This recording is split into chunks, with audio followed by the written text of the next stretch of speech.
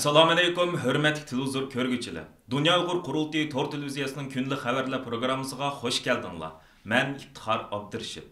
Hörmətli ko'rurmanlar. Tövəndə diqqətinizlər kunlik xabarlar programmamızın təfsilatı bolsun. Dunyo Uyg'ur qurultiyining raisi Dolqin Aysa, Qurultay ijroiya komitetining raisi Ömer Qanat, Qurultay uchur tashviqot markazining mudiri va Uyg'ur adliya arxiv ombirining direktori Baxtiyor Ömer, Qurultayning bayonotchisi va Qurultay ayollar komitetining mudiri Zumratay Erkin, Gollandiyadagi lager shohidlarimizdan Qalbinur Sidiq va Ömer Bekalilardan tarkib topgan Qurultay hayiti Avstraliyaning poytaxti Canberrada 23 noyabr boshlatgan 2 kunlik faoliyatini oxirlashtirib, 24 noyabr kechda Sidneyga qaytib kelgan edi. Bugun, ya'ni 25 noyabr juma kuni tushdan burun Qurultay hayiti Sidney yerlik parlamentida o'tkazilgan Uyg'ur irqiy qirg'inchilik haqidagi guvohlik berish yig'iniga qatnashdi. Yerlik parlament a'zolarining riyosatchiligida o'tkazilgan guvohlik yig'inida lager shohidlarimiz Ömer Bekali, Qalbinur Sidiq, Qurultay rahbarlaridan Ömer Qanat va Zumratay Erkinlar sahnaga taklif qilindi. Bu qitimqi guvohlik berish yig'iniga Avstraliya Uyg'ur jamiyati va Avstraliya Tangirtog' Uyg'ur ayollar uyushmasining asosli mas'ullari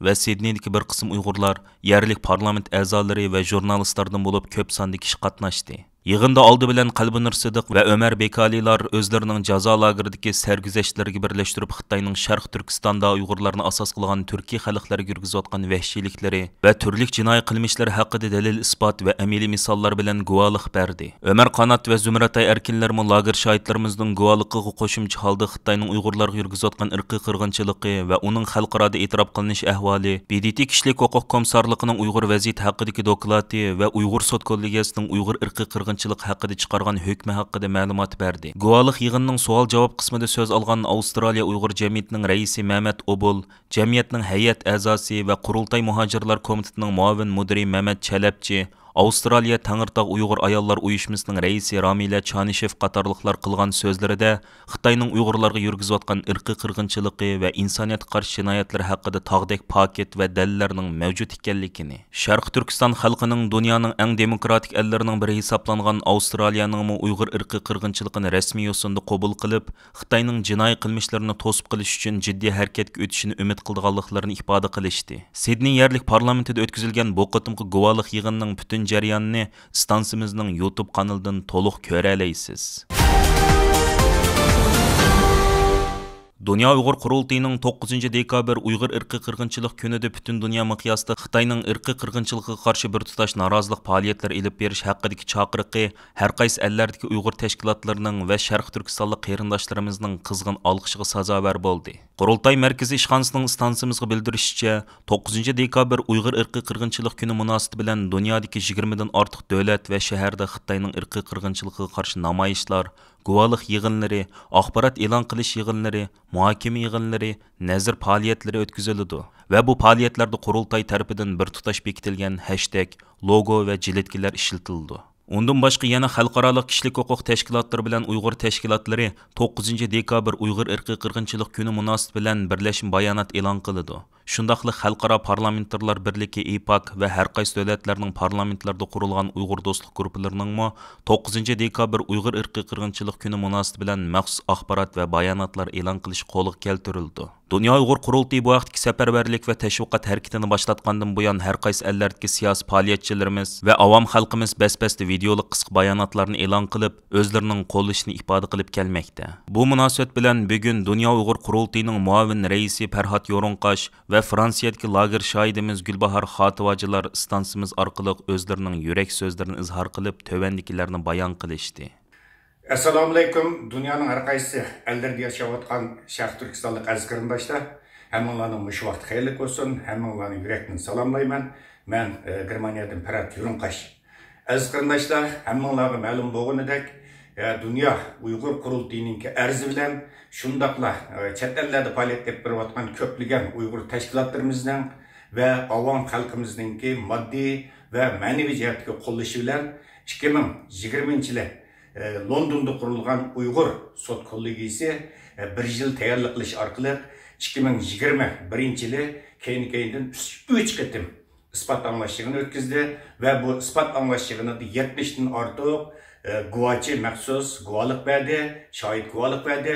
Shundaqla 500 nafardan ortiq kishi sudga yozma guvohlik berdi va 10 ming parçadan artıq arz şikayetnamega qarab chiqildi va natijada 2021 yılı 12 ayının 9 günü Uyghur sot kollegiyasınınki baş sotçisi xalqaraga tunulgan dağınıq hukukçu Jeffrey Nice efendim 12 ayının 9 günü Mustabid Komünist Xitay hakimiyetinin Şarkı Türkistan'da Uygurlarni asaslangan Türkiye xalqlar yurgizib atgan qilmishlarininki xalqaro huquq bo'yicha, xalqaro qonun prinsiplar bo'yicha insoniyatga qarshi jinoyat va irqiy qirg'inchilik ekanligini hukm qildi. Bu chet eldagi butun kuzatuvchilar tarafidan Uyg'ur xalqi uchun tarixiy ahamiyatli bir kun deb ataldi.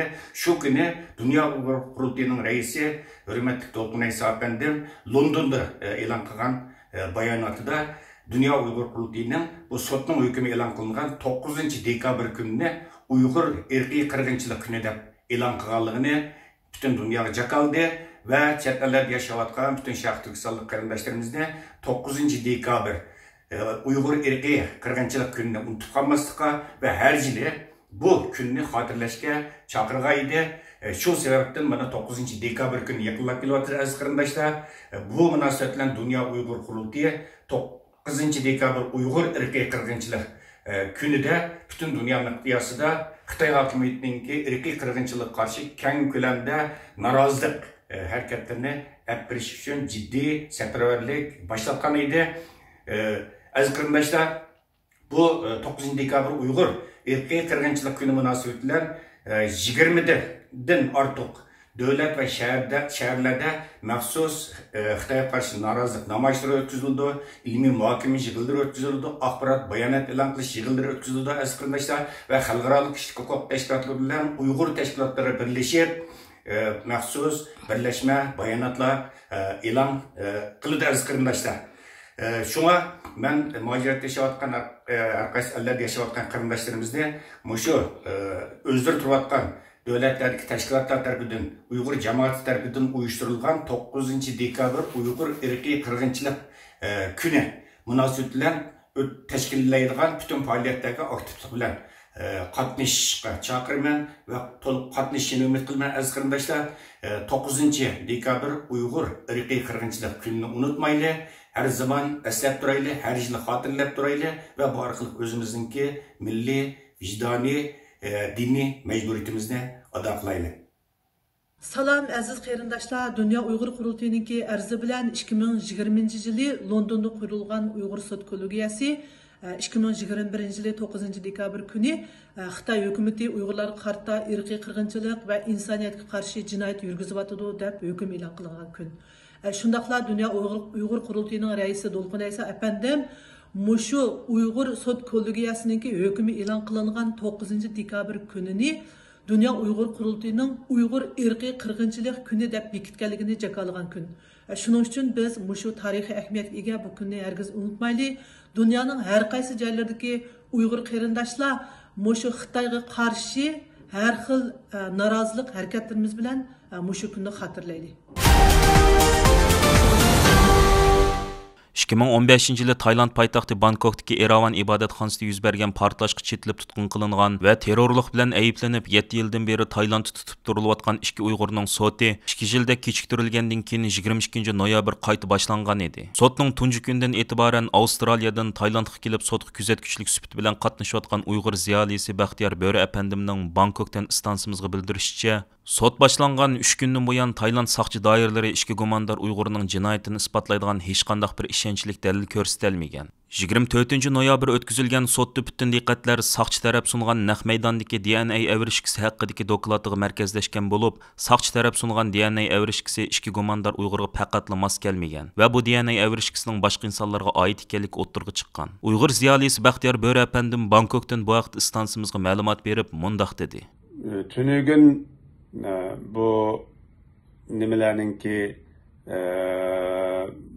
uydagi bosib kirgan Bilal turgan joydagi shu bombaga oid narsalar shularni isbotlagan va shularni jiqqanlarning yozgan doklad yozganlar saqchilarni bir o'ziniki isbot berishini ko'rsatdi.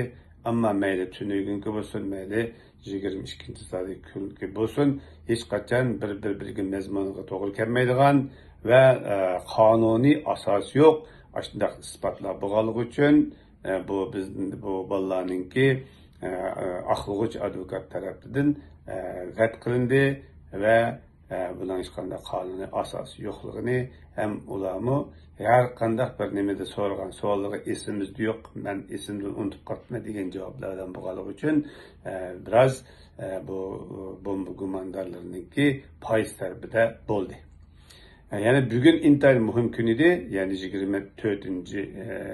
11. günü yani DNA meselesi de DNA meselesi de bu DNA'ni şu vakti tekşürgen iki sakçı laboratuvarda işlenen iki sakçı ayalınki dokülatları da umumen meyli o barmak izleri olsun, meyli DNA'ları olsun, meyli çaştın ağan ya ki pelkiş arkalık ağızdan ağan hemmesidinki bular bilan shu vaqtdagi aynida olgan naq maydondan olgan yoki yotoqda turgan uydan olgan bu nimalarning DNA'larning va barmoq izlarininki to'g'ri kelmaydiganligi, u barmoq izlari va DNA'larningki boshqa bir insonlarning arxiv sonliq ombiridan boshqa bir insonlarniki bilan to'g'ri chiqqanligini aytdi. Shuning bilan bugungi bu arxiv meselesi yani DNA meselesi de mi bu iki gumondorninki nimasi bilan foiz bilan bo'ldi. Hozircha mushunchalik qolgan tafsili bu vaqtdagi jarayonlar, sotdagi jarayonlar mazmunni to'liq bilan ertlikka yani 26, 25, 11, 25 günde to'liq tugagandan keyin buni bir yani to'liqroq ma'lumot berishga tirishaman. Rahmat. Xitoy hokimiyatining yuqumning oldini olish karantin tadbirlarini bahona qilib, butun Sharq Turkiston miqyosida qattiq qamal qilish siyosatini yo'l qo'yib, ko'plagan Uyg'urlarning ochlikdan va davolanishsizlikdan o'lishiga sababchi bo'layotgan bir paytda 24-noyabr kuni Urumchi Tangirtog' rayonidagi bir oilaliklar binosiga o't ketib, ko'plagan insonlarning o'lishi va yorilishi kuchli diqqat qo'zg'adi. Gerçi hükümet dairələri bu qatımqı ot afətində 10 kişinin ölgənligini, 9 kişinin yaralanğanlığını elan qılğan bolsunmu, amma yerlik ahalilərinin ictimai taratqularda bildirişçə, əməliyyat ölgənlərinin sani hökumət tərəf elan qılğan sandımı köp ikən. Bəzi şahitlərinin bildirişçə, ot afəti yüz bərgəndən keyin xeyli uzunğıç ot uçuruş maşinisi naq maydonga kelməyən. Bu səbəbdən binanın 15-ci qavatida ketgan ot bütün binaga şiddat bilan yeyilgan. Gerçi hökumət tərəf bu qatımqı ot afətində ölgən və yaralanğanlarning millət haqqında məlumat berməyən bolsunmu, amma Urumchi Tangirtog' rayonu bolsa Uyg'urlar bir qadar zich o'ltiraqlashgan rayonlarning biri. Xitoycha Tangirtog' to'rining xabarida bütün Sharq Turkiston bo'yicha yuqumlanish ahvoli og'ir bo'lgan yuqori darajalik xatarlik rayonining 1086 ga yetganligi. Bunun içinde Ürümçideki xatarlik rayonunun 877 ga yetganligi e'lon qilingan edi. Halbuki, ijtimoiy taratqularda yuqumni nölga tushirish siyosati davomli ijro qilinayotgan ahvolda qattiq qamal ostiga ilingan 1000 dan ortiq yuqori darajalik xatarlik rayonidagi Uyg'ur aholisining qishliq turmushining yanada zo'r qiyinchilikqa duch kelganligi, zo'r ko'lamli karantin markazida yetayotgan kishilarning ochlik, kasallik, ruhiy azob tortayotganligi ma'lum bo'lmoqda. Aziz ko'ruvchilar, yuqorida diqqatingizga Dunyo Uyg'ur qurultiyi to'rt televiziyasining kundalik xabarlar programmasini sundik. Keyin qitimliq sonimizda ko'rishaylik. Aman bo'lgaysizlar. Stansimizning YouTube kanaliga a'zo bo'lishni unutmang. Xayr xo'sh.